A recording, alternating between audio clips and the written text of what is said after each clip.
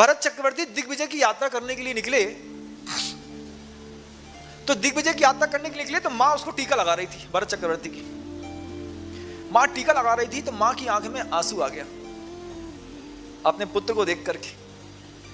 अरे मेरा बेटा तू चक्रवर्ती की यात्रा करने के लिए जा रहा है, तो मां तुम रो क्यों रही हो? ये तो खुशी का आंसू है बेटा कि तू चक्रवर्ती बना, 6 खंड का अधिपति बनेगा, 6 खंड का सारा वैभव तेरे पास होगा। तो ये बात सुन करके भरत की आंख में आंसू आ गया, वो भी रोने लगे।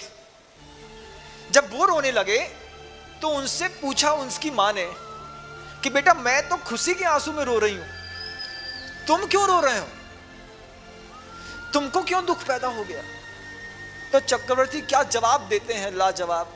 बोलते हैं आपको तो इस बात की खुशी का आंसू है कि मैं चक्रवर्तित्व के चिन्ह को प्रकट करने के लिए यहां से जा रहा हूं, लेकिन मेरी आंख में इस बात के आंसू हैं कि तीर्थंकर आदिनाथ की दिव्य ध्वनि अब मुझे अगले 60,000 वर्ष तक सुनाई नहीं देगी। क्योंकि एक बार चक्रवर्ती यात्रा में निकलता है तो उसको 60,000 वर्ष लगते हैं। 60,000 वर्ष तक भरत चक्रवर्ती बोलता क्या है कि मैं जा तो रहा हूं यहां से, लेकिन मुझे अगले 60,000 वर्ष तक तीर्थंकर आदिनाथ की दिव्य ध्वनि सुनने का सौभाग्य प्राप्त नहीं होगा। यथा यथा समायाति संवित्तो तत्तमुत्तमम् तथा तथा न रोचन्ते विषयाः सुलभापि।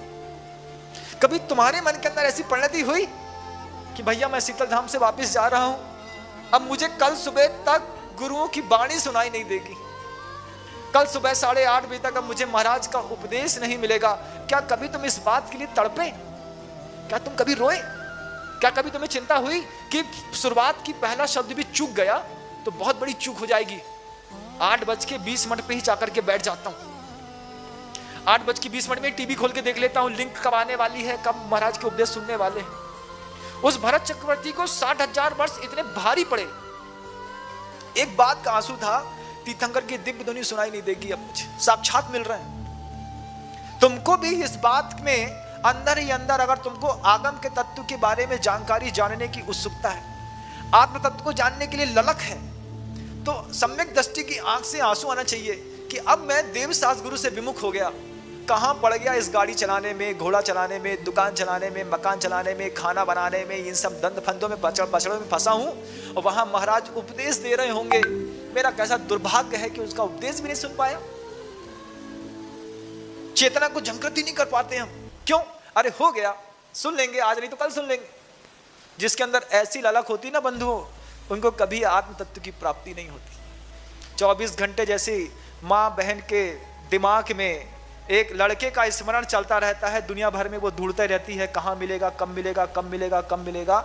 जब तक आपके अंदर आगम को जानने का ऐसा ललकपन नहीं होगा, ऐसी अभीप्सा नहीं होगी, तब कैसे तुम निर्विकल्प को प्राप्त कर पाओगे? वो निर्विकल्पता तो बहुत ऊंची चीज है। आगम ज्ञान भी कैसे मिलेगा? समय पर आओगे तब तो मिलेगा। सम्यक ज्ञान की आराधना के जो 8 अंग हैं, जो पहले दिन ही मुनिश्री ने बताए थे, उसको एक बार फिर से खोल करके स्मरण करना बंधु। और एक एक कारिका को जब तक आप 12 बार सुन नहीं लोगे, तब तक ये इष्टोपदेश तुम्हारे जीवन का अंग नहीं बनेगा। और जब तक ये इष्टोपदेश तुम्हारे जीवन का अंग नहीं बनेगा, तब तक निर्विकल्प समाधि की प्राप्ति बहुत दूर है। यथा यथा समायाति संवित्तो तत्त्वमुत्तमम् तथा तथा न रोचन्ते विषयाः सुलभापि। आचार्य भगवंत कहते हैं, देखना है कभी ऐसे लोगों को। आप देखो कि दुनिया सीए करने में पड़ी है, सीएस करने में पड़ी है, एमबीए करने में पड़ी है, एमडी करने में पड़ी है, कभी पीएचडी करने में पड़ी है, सीएफए करने में पड़ी है, कहीं इंजीनियर बनने में पड़ी है? कितनी चीज़ों में दुनिया के बच्चों ने अपनी जिंदगी भर की ऊर्जा झोंक दी। लेकिन जो बच्चे ऐसे थे कि इसके उच्चतम मुकाम पर जा करके गोल्ड मेडलिस्ट होकर के और उसको छोड़ करके जो पिछी कमंडल लेकर के बैठ गए, यथा यथा समायाति संवित्तो तत्त्वमुत्तमम् तथा तथा न रोचन्ते विषयाः सुलभापि। ऐसे आज जीवों की कमी नहीं है। ब्रह्मचारिणी बहनें आचार्य विद्यासागर जी महाराज की अनुग्रह प्राप्त आशीर्वाद की छाया में ज्ञानोदय विद्यापीठ की जो 450 ब्रह्मचारिणियां हैं, 450, और उसमें से हर ब्रह्मचारिणी बीएड कंप्लीट है, और उसमें कितने पीएचडी पास आउट हैं, कितने एमबीबीएस हैं, कितने एमडी हैं, चार्टर्ड अकाउंट की तो भरमार है।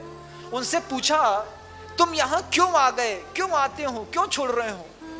यथा यथा समायाति संवित्तो तत्तमुत्तमम तथा तथा न रोचन्ते विषयाः सुलभापि। हमें ये विषय अच्छे लगते ही नहीं है। अभी हमको निर्विकल्प समाधि मिली नहीं है, लेकिन हमको ये विषय अच्छे नहीं लगते। जिसके लिए हमारी लड़की 20 साल से मेहनत कर रही है, तुमने वो सीए की डिग्री छोड़ दी।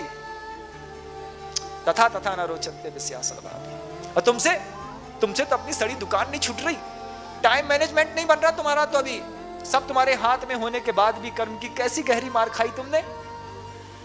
समय पर उपदेश सुनने भी नहीं आ पाए, या फिर समय पर अपने आत्मबोध को, परिणाम को जागृत नहीं भी कर पाए।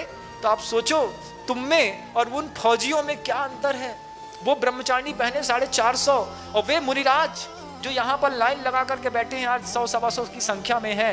इन लोगों की भी उच्चतम शिक्षा है। जिनकी ये धारणा है कि जिनके घर में खाने को नहीं है और जिनके घरों में धन नहीं है, जो पढ़े लिखे नहीं है, वो मुनिराज बनते हैं। कई लोगों की ऐसी धारणा होगी, व्यवस्था नहीं बन रही थी इसलिए साधु बन गए। ऐसी बात नहीं है बंधुओं। तुम्हारे घर में तुमने कभी वो पदार्थ देखे भी नहीं होंगे जिनको यहाँ के साधु लात मार के आए। यथा यथा समायाति संवित्तो तत्तमुत्तमम तथा तथा न रोचन्ते विषयाः सुलभापि। चांदी का चम्मच मुंह में लेकर के पैदा होने वाले साधु भी ऐसे हैं, सोने की चम्मच वाले भी हैं बंधुओं, जो यहाँ पर बैठ करके आज उस तत्व को प्राप्त करना चाहते हैं कि भगवान तुम्हारे प्रसाद से निर्विकल्प समाधि मुझे प्राप्त हो जाए। बहुत बड़ा सौभाग्य है।